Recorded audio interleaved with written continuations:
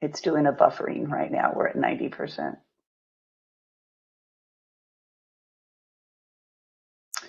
Good morning or afternoon, depending on what part of the country you're currently located in.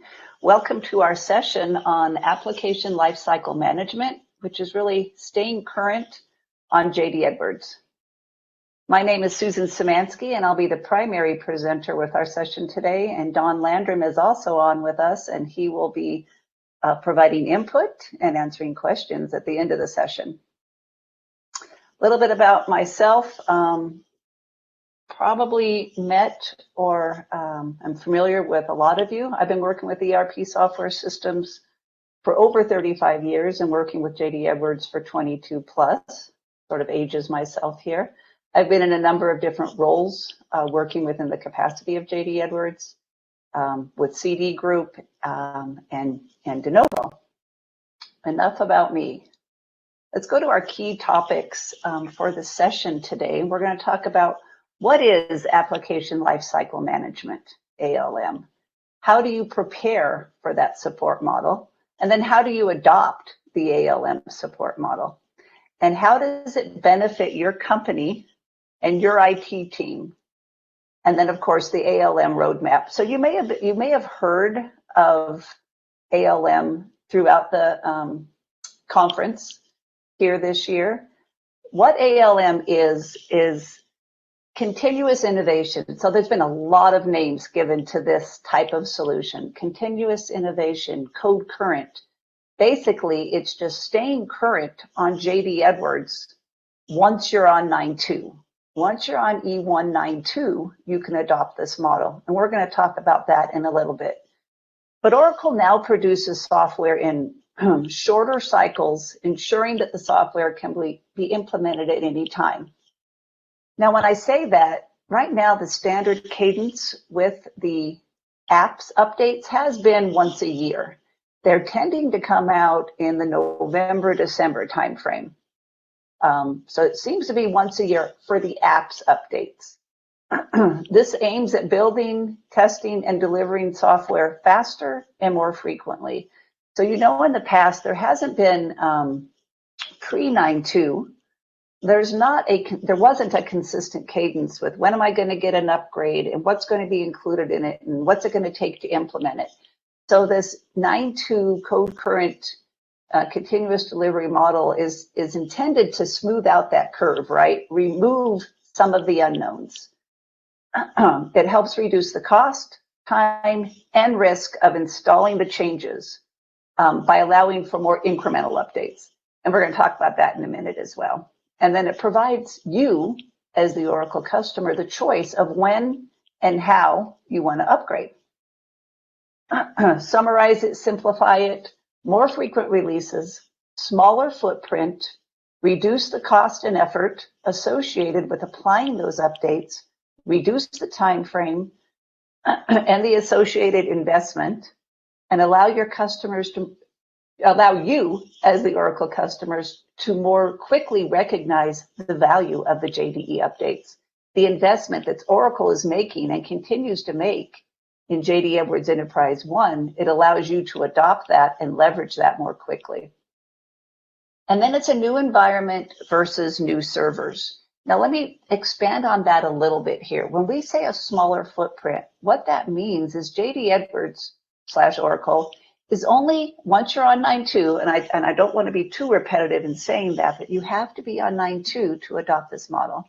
But once you're on 9.2, they're only sending you the objects that they actually modified. So pre-9.2, they sent every object, whether they modified it or not, right? Now with 9.2, they're only sending the objects they modified. So that in theory, your retrofit footprint should be smaller, right? Because you can say, I modified this set of objects, Oracle modified this set of objects, what's the cross section, right? So those are your retrofits. And if you do the updates more frequently, then that cross section should be smaller, right? So that's where you reduce your retrofit time and your testing time. Now, new environment versus new servers. So pre-9.2, you always had to spin up new servers.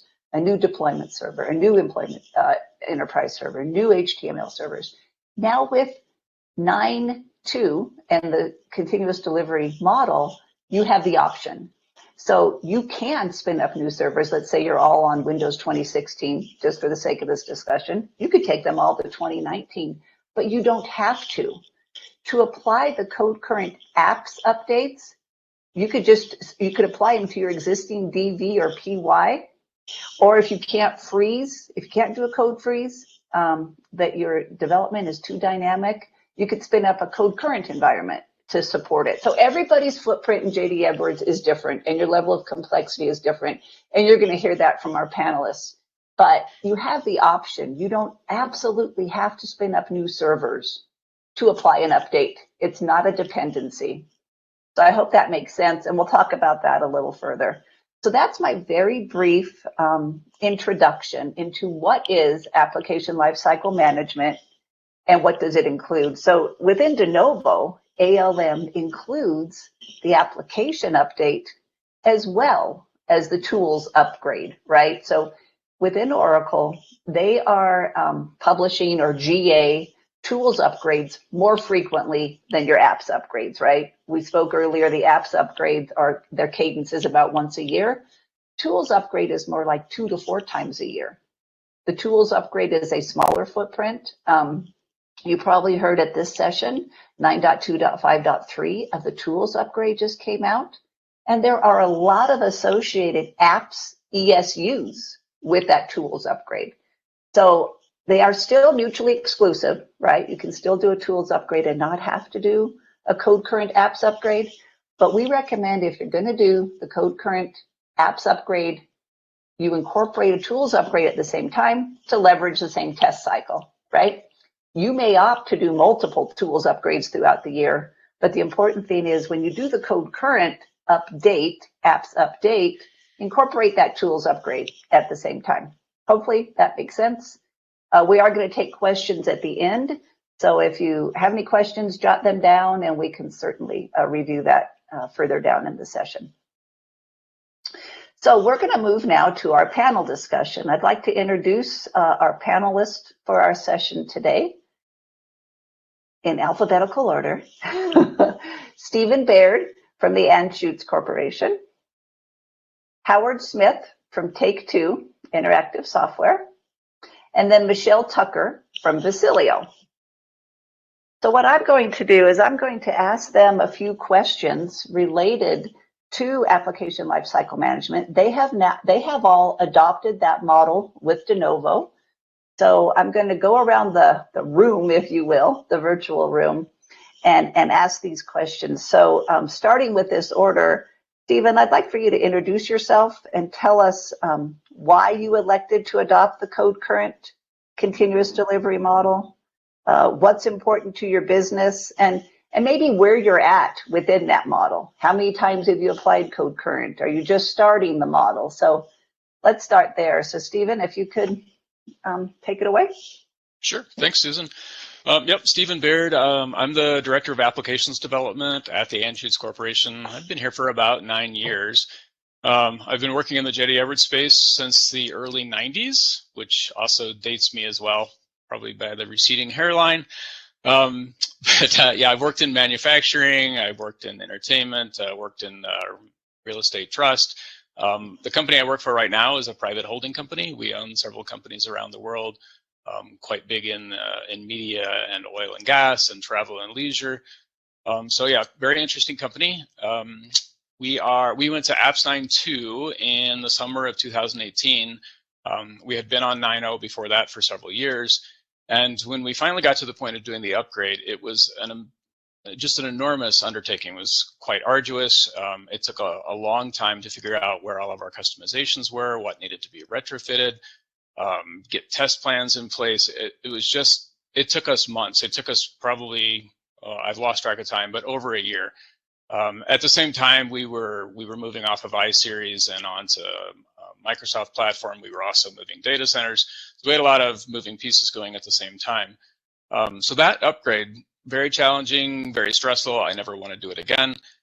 So once we got on to 9.2, I made a commitment that from this point forward, we were going to stay current with the technology, with the code set. Of course, it was very convenient that Oracle/JD Edwards had come out with this sort of ALM approach. So yes, I convinced management that from that point forward, once a year, we were going to do a code current, and that's what we have done so far. We took one right about the time, right after we went live. We did one then, and then in 2019, and again in 2020, I think we went live with that in June, and we have another one planned coming into the fall. For us, I think the big thing is that we're a very risk-adverse company. And we feel at this point that we're mitigating risk by staying code current with JD Edwards. And we've streamlined the process now. We've got test plans in place. We know exactly which objects need to be retrofitted. We have the entire process documented. So for us, it's pretty smooth. Knock on wood, it'll be smooth again this year. So yeah, and Denovo has been a huge asset for us in that area. We've worked with them for several years. And we've pretty much got a plan in place with them now to help us each year. Perfect. Thank you, Stephen. Appreciate it.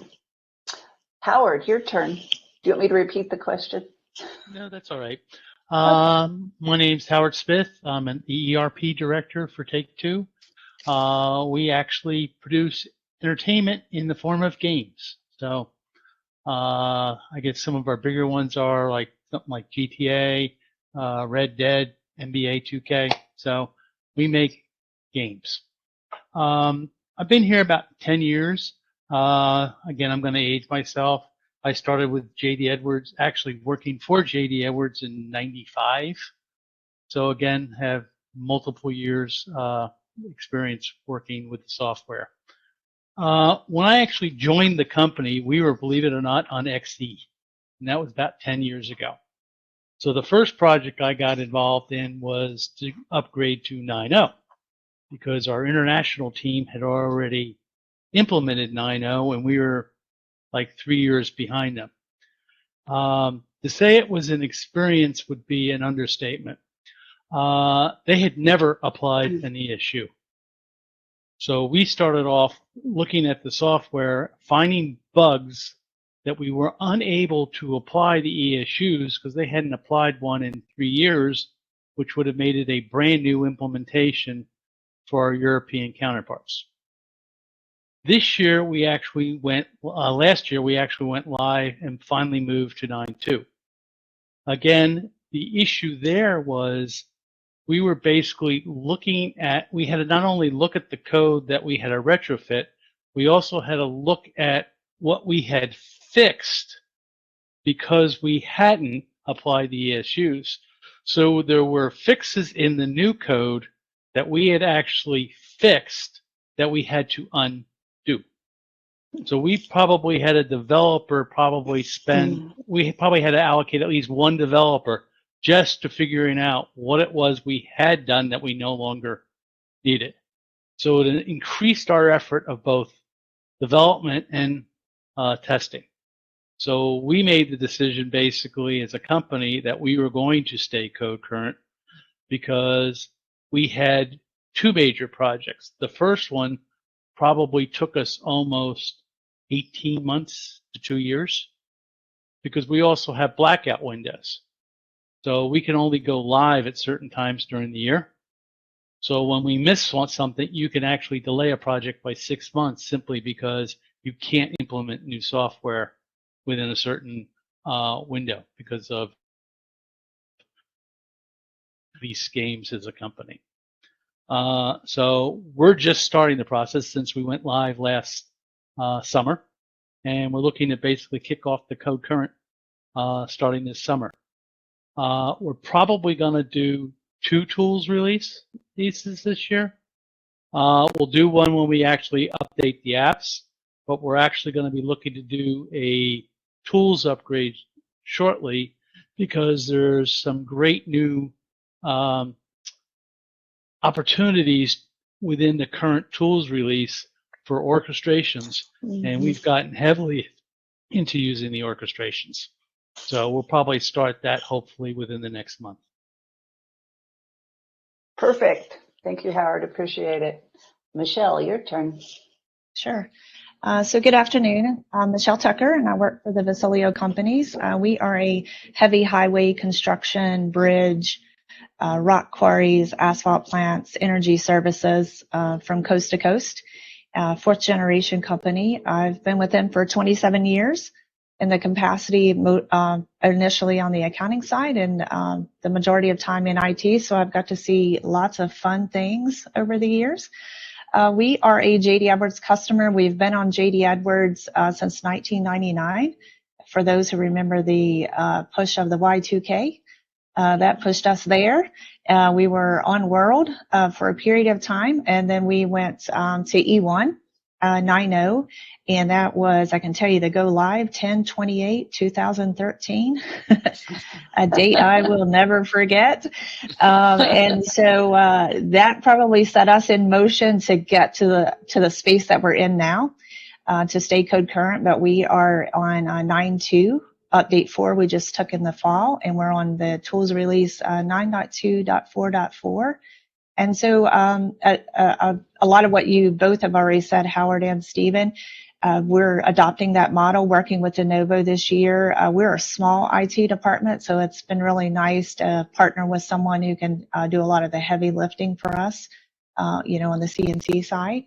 And so our model this year, very similar to what you described, Howard, our goal is to do at least 2 tools, and then with the model of 9.2, we'll be doing, 1 apps update, and we'll do a tools along with the application update as well. So that is our goal. All right. Perfect. Thank you, Michelle.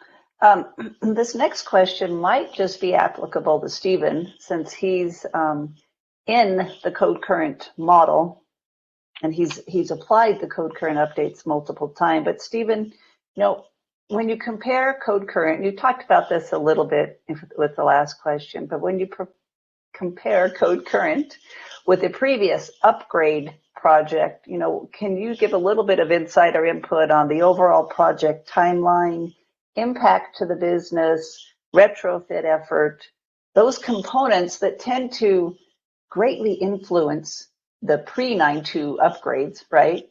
So how did those components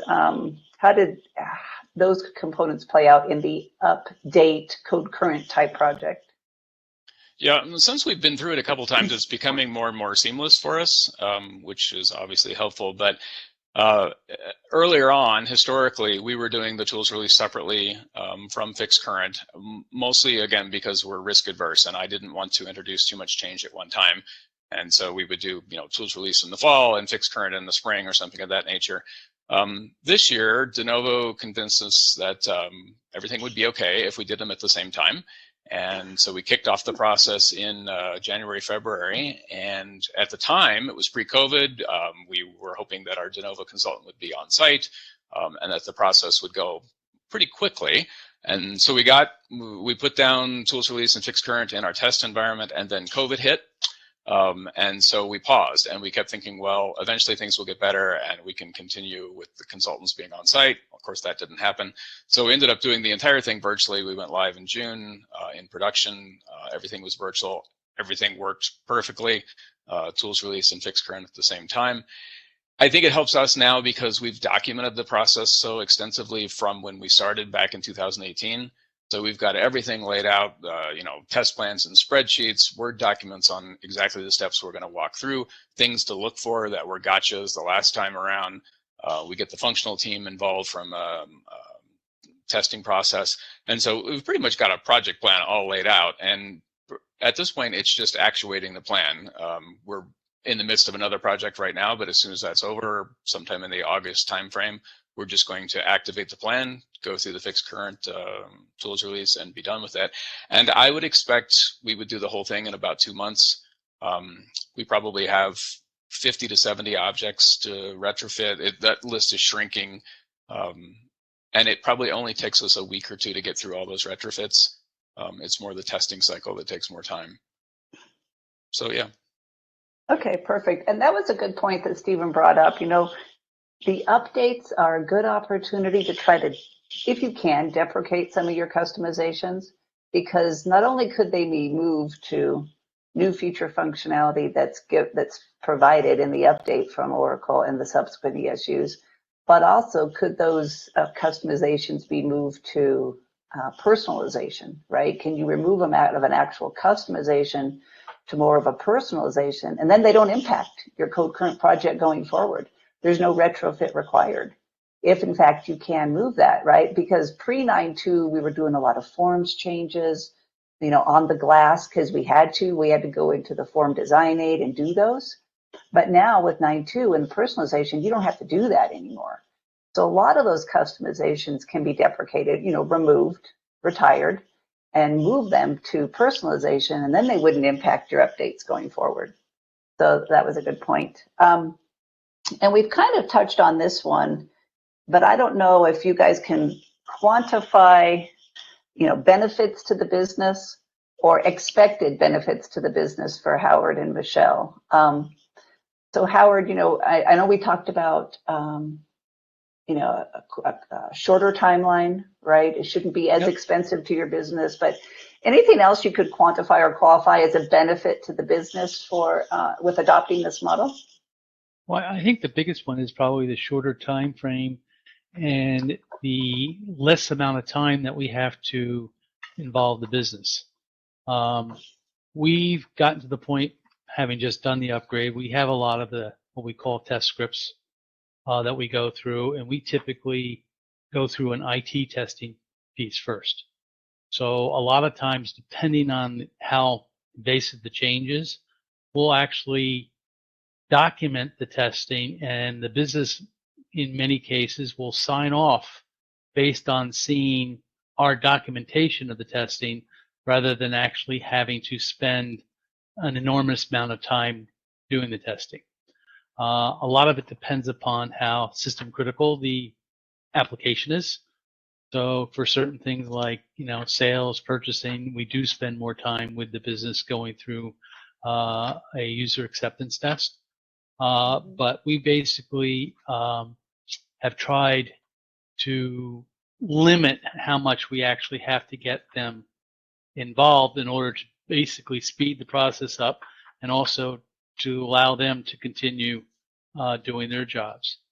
Now, you did mention the UDOs. That was actually something we did take advantage of in the upgrade, and we did eliminate, which is another part that took a lot of time, eliminate a lot of those superfluous modifications that we made that were no longer needed. So again, on applications we customized, you basically had to take that part out so that we could go to the UDO, which we feel will facilitate our upgrades in the future and make them more efficient and quicker. So we expect to get a lot of benefit from doing this. Yep, that's a good point, Howard. And to your point, and to be fair, there is time required up front, right? If you're going to translate those customizations to personalizations using UDOs, absolutely. Yep. There is time, and we're not going to deny that, but the long-term impact should reduce your overall time for your updates. Absolutely. Correct. Okay. All right. Michelle, do you have anything to add? I would agree with that. As far as for us, last year we did a one-off with one of the tools upgrades earlier in the year, and then we went to update 4, and then to the current release of tools that we're on now. And the timing of it was way better than what we've experienced in the past. As far as production went, we took it down on a Friday, and then we were back up and ready to go by the end of day on Saturday. And so for us, that was great. We were able to coordinate with our user community and our businesses and work through that much faster than we have in the past.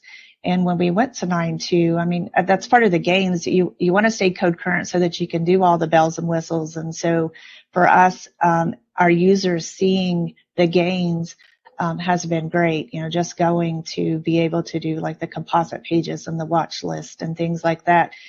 Very simple for personalization, but it has been a big gain for our companies, and we get buy-in from part of our user community that would have never wanted to have signed into JD Edwards. So so far that's been the benefits for us, the gains in the time.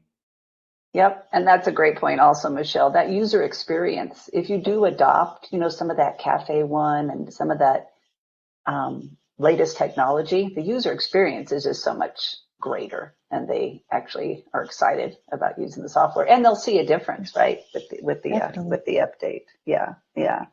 One thing that you guys said that just I wanted to triggered an additional thought. When it comes to updates and upgrades, so we talked about retrofits. We also need to take into consideration integrations, right? So depending on what Oracle changed and what they're sending out to you in an update, it may or may not impact your third-party integrations. So that's also a footprint that could be reduced. To Howard's point, they're doing a lot of improvements with Orchestrator. So you may choose to improve on some of those integrations, adopting the latest tools, but also because they're not changing all the objects, you can assess your integrations and say, would that be impacted by this update?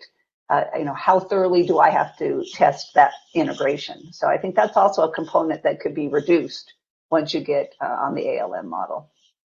Perfect. Okay, so we talked about including the tools release with your update. So the full ALM picture, Application Lifecycle Management, is code current plus the tools upgrade, right? So I just want to talk a little bit about, and we'll start with you, Stephen, about how the tools upgrade impact or influence the overall project, code current project. Does that make sense? So I know, Stephen, in the beginning, you did talk about let's just do one and then let's just do the code current apps and then let's do the tools, and then we decided to merge them. So, from your perspective, for all three of you, how does the tools upgrade impact, the apps updates? Yeah, I think at this point, it's just simplicity for us to keep them together.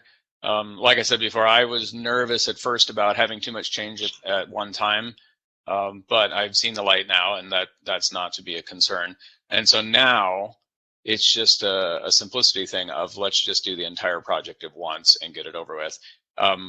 We haven't gotten to the point where we're taking multiple tools releases per year. We're trying to just stick with one just because we have other projects that we're trying to focus on as well. So I'm just trying to keep them together, and I want to say get them over with at the same time. So just a personal choice, I guess, now on my part. Edit that out. No, I'm only kidding. It is kind of funny because, every year we go into a project planning phase for the department. What projects are we going to work on this year? And in 2021, we have elected not to even call the tools release and fix current a project. We're just calling it an operational step that we have to do every year. And so there's no even discussion about, do we have to get funding? Do we have to get approval? Anything like that. It's just a task we have to do every year, not unlike a DR test or something of that nature. Mm-hmm. So I'm happy with that. It's in the budget. It's going to happen every year. And yeah, I'm hoping to get it to a point where we hardly have to think about it. We call up Denovo and say we're going to do it, and we'll work through it over the course of, maybe 6 weeks. Yep. Awesome. Perfect. Howard, any thoughts on the influence or impact of the tools upgrade? Well, actually, we have a lot of ongoing projects right now that we're using orchestrations for. Mm-hmm. And it actually influenced us to do tools upgrade this year because we don't have the resources or bandwidth right now with what we're doing to do the code current, but we need the tools. So We're going to do a tools now. We do a lot of development. So we can't actually do a code freeze. But we can apply the tools to the dev environment, move to PY, and then up to production, whereas we will not be able to do that with the actual code current.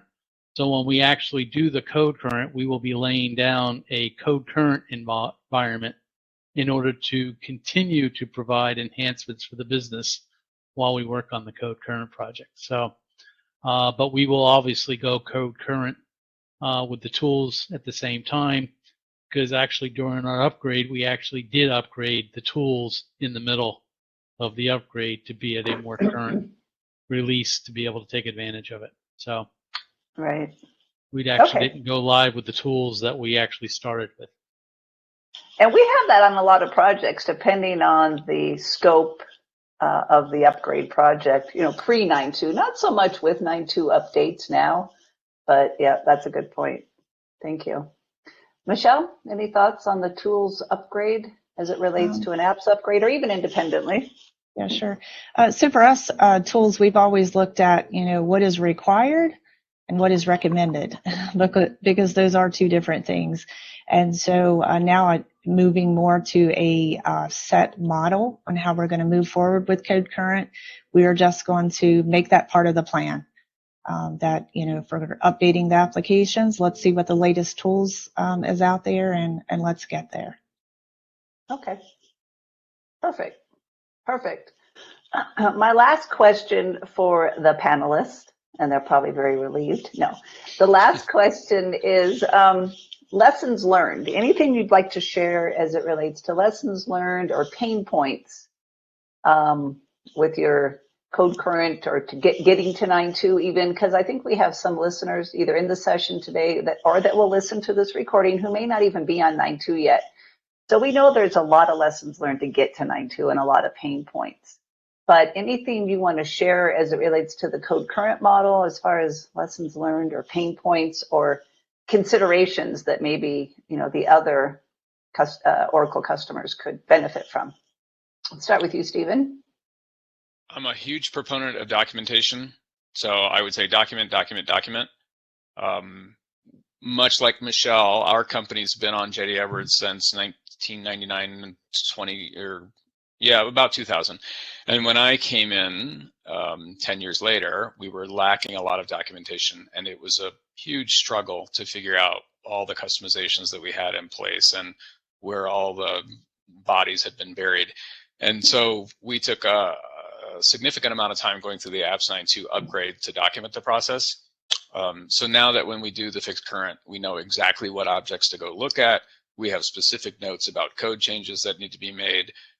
We keep a list of things that went wrong last time to look for next time. And we tend to kind of update that document as the year goes by, so that if something comes to mind during the year, that we can look at it when we get to the point of doing fixed current. And then I'll kind of circle back to an earlier question you had too. One of the benefits of doing this frequently is that the people on your team remember how it was done if you do it more often. So unlike when we did the 9.2 upgrade and nobody had done an upgrade for years and we were all lost, when you're doing the Code Current every year, it's in the back of people's minds and they remember the process they went through. So it's fresh for them. So I think that's another reason to kind of keep it rolling every year. But yeah, documentation, test scripts, well documented test scripts. That's probably the biggest suggestion I would have. Perfect. Thank you, Stephen. Howard, any thoughts? Yeah, I mean, for starters, I like Stephen's idea of the documentation because one of our pain points actually just in going from XE to 9 was the undocumented features someone had put in the system that broke things. That, we'd be talking to the users, no, we didn't make any changes. So I'd eventually have to get a developer to look at why we were having problems to find out, yes, they had made changes.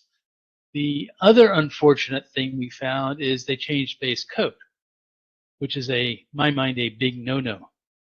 So as we did the 9.2 upgrade, some of the things we had to do was undo some of that. So where people had made changes to business functions, we had to basically go back to the basic business function and make the fixes and retrofit different so that we didn't affect the underlying business functions, which are much harder to fix than if you do sort of bolt-ons and add-ons, almost like a third-party package that you would apply to your system.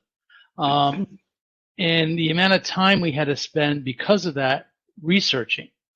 So there was time spent by business analysts and developers trying to figure out why the code was doing something in our system that it wasn't doing in Pristine. So it would work in Pristine and not in ours. So again, that's just pure wasted time. So Right. we did spend a fair amount of time in the upgrade fixing that stuff to enable us to actually get to the point that we could stay code current. But I think documentation is something we're definitely going to be spending more time on. We didn't do as much as we would have liked to because we had to do our upgrade in a very short window. So that was probably one of the things that failed. So I would like to see us that when we go code current this time to actually fill that in.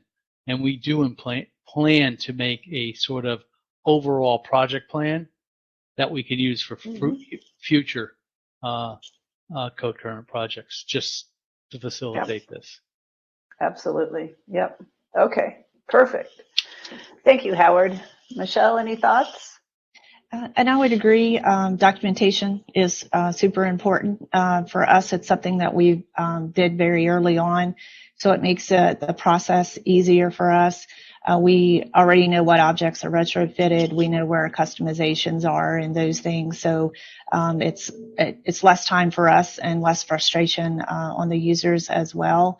The one thing that I would say is probably from the last update, like there's always lessons learned. You should never do a project and not walk away and say, wow, that was great. I'm perfect. I'll never. So for us, lessons learned carries forward. And so we always take time to look at, what went wrong, what can we do better, and those things. But for us, the last lessons learned, thinking that it was just going to be a minor update, made us not push so much to have the power users on board.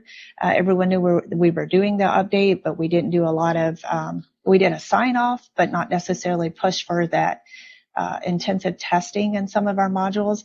And so that is something we will definitely do different next time, just because even with the best intentions, we've, uncovered some bugs on update 4 that we found ourselves that I feel like our users who do those things day in, day out would have found.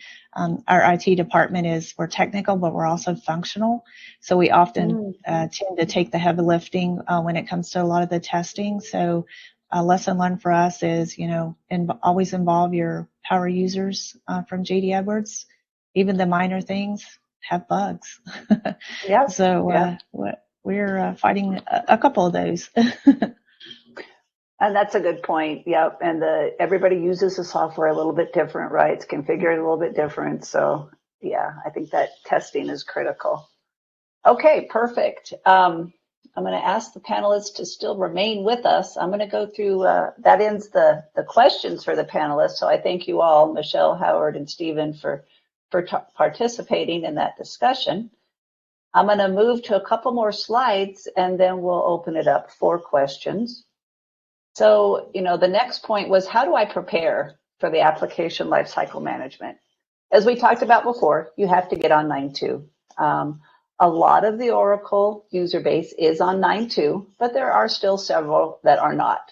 So don't feel bad if you're attending this session or listening to this and you're not on 9.2. You're not alone. We would just like to get everybody to 9.2 so they can adopt this model.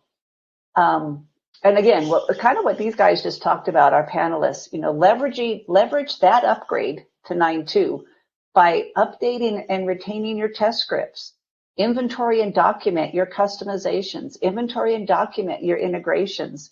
And once you're on 9.2, turn on that object usage tracker, because that'll also help you going forward to identify what retrofits are required. At Denovo, we do have a retrofit analysis UBE that we run on our customer system that gives us full visibility of all modified objects, not just modified base, but 55 through 59. Because sometimes your custom objects were created as a copy of base, so an update could impact some of your custom objects if they were created as a copy of base.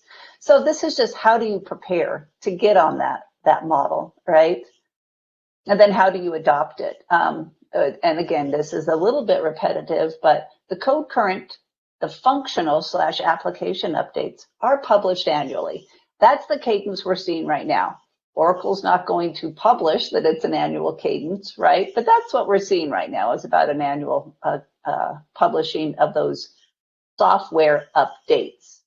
And then there's always subsequent ESUs to apply with the last available update. The update impact can be easily defined, right? You can go out to Learn JDE and you can look at what's changed. What's changed at the apps level? What's changed at the table level? What's changed at the tools level? So you have good visibility of what's changed. Before you apply an update, you can run those version compare reports.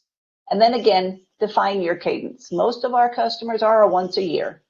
And that seems to be the most popular cadence for Code Current.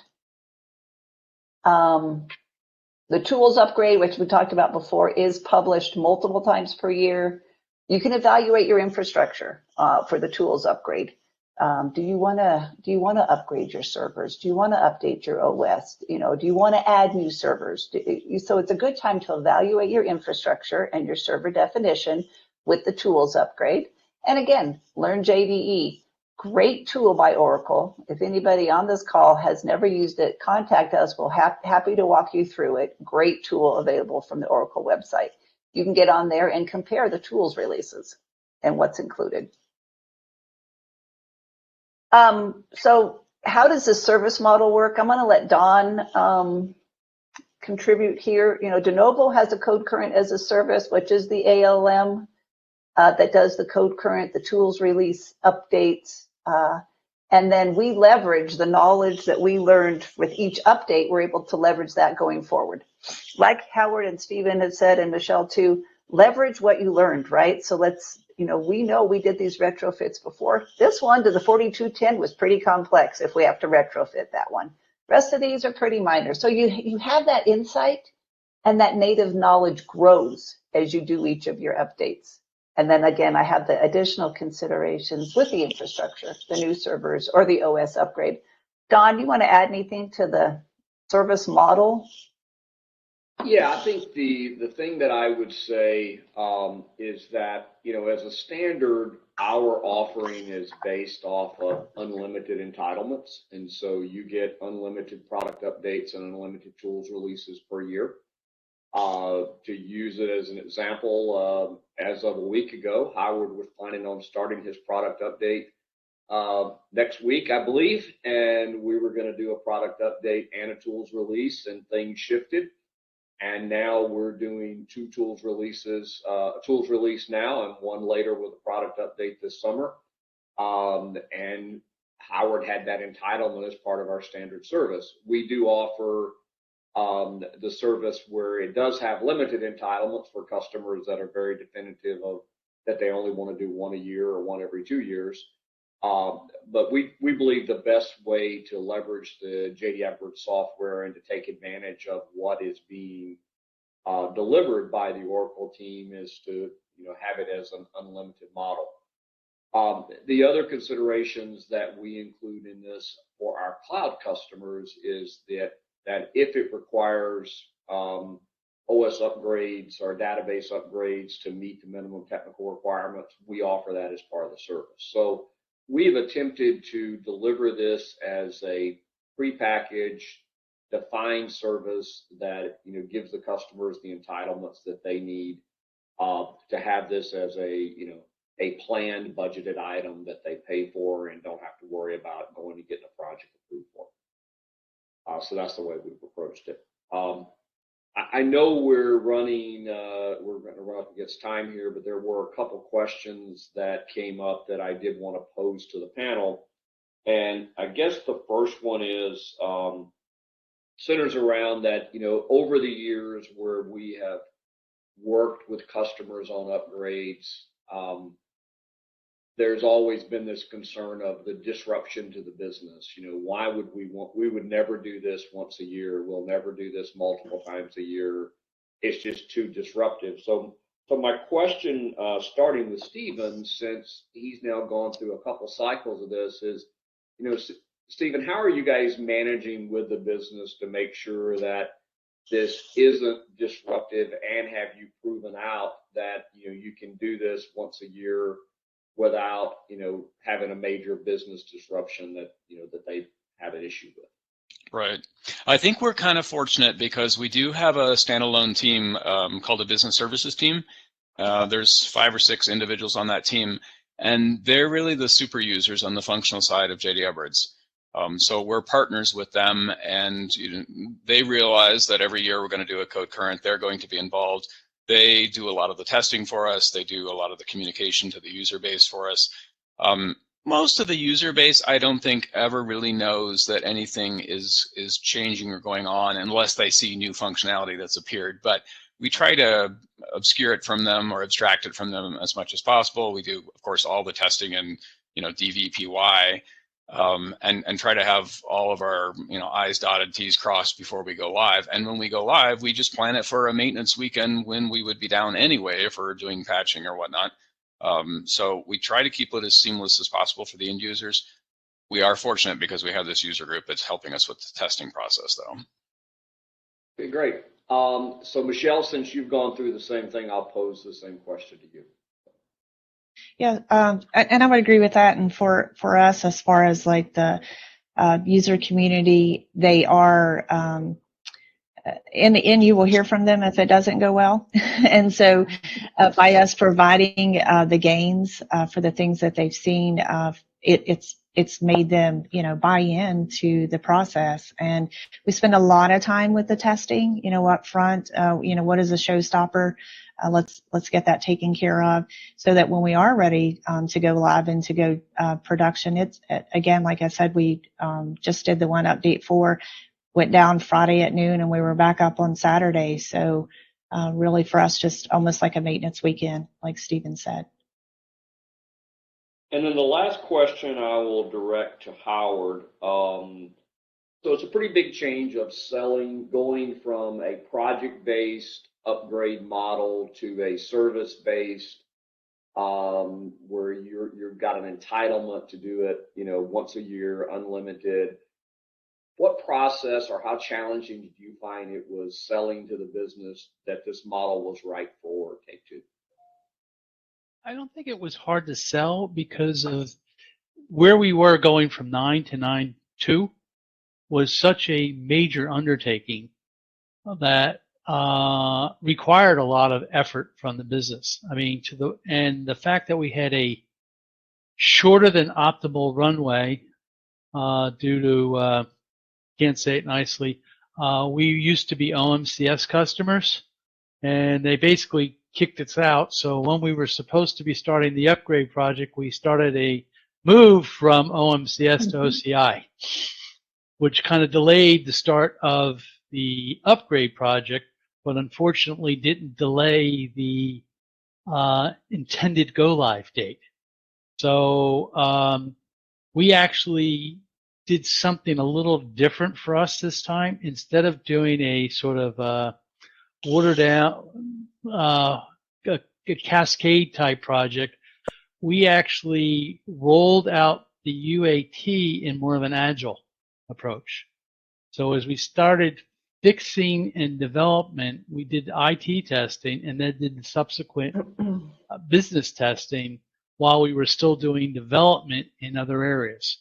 So we actually were able that way to limit the all at one time testing of the business to actually have them test stuff as it became available. And they're looking at it as, so going forward, we already have all the test scripts. We'll know what's being changed, so we won't have as much to change because of the way Oracle is actually rolling the stuff out, the software out now. So we've convinced them that it will take less of their time to actually do the upgrades if we stay code current, as opposed to waiting 3 years to do it, and then it's a major project again. Okay, great. Well, thank you. I believe that's all the questions. So, okay, just to summarize, Don, real quick, benefits, we've already talked through most of it. Reap the rewards from Oracle's investment in the software.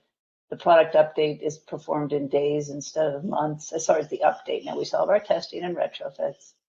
Leveraging the functionality sooner, no more big bang upgrades. And then, using Denovo frees up your IT staff. So, Megan, do we have any questions in chat or? I believe Don already asked all the questions that had come in via the chat and the Q&A, so I appreciate that. I would like to take a moment to say thank you to Susan and Howard and Michelle and Stephen and even you, Don. We appreciate your time today. We appreciate your insights. And then I would also like to give everybody on the line the opportunity to join us in the Denovo booth at 1:15, so in about 9 minutes, where we're going to be hosting 2 back-to-back sessions of Denovo How Do I, where we'll be answering any of your functional support questions live in the booth.